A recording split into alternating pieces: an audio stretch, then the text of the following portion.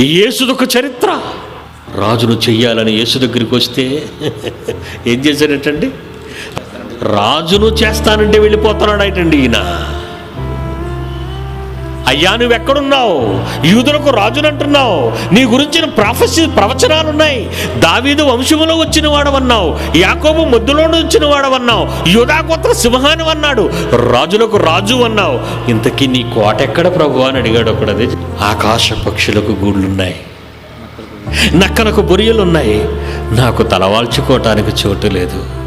నా ప్రజలు, నా పిల్లలు దేవుని జ్ఞానము లేక, తండ్రి జ్ఞానము లేక నాశనానికి వెళ్ళిపోతున్న ఈ క్షణంలో నేను ఎలా నిద్రపోతాను?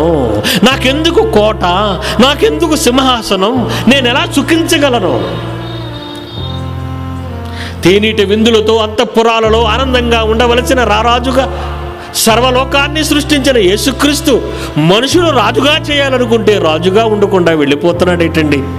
ఎంత తెలివి తక్కువవాడు ప్రపంచంలో ఉంటే ఎలా బ్రతుకుతాడు అంటాం మనమైతే.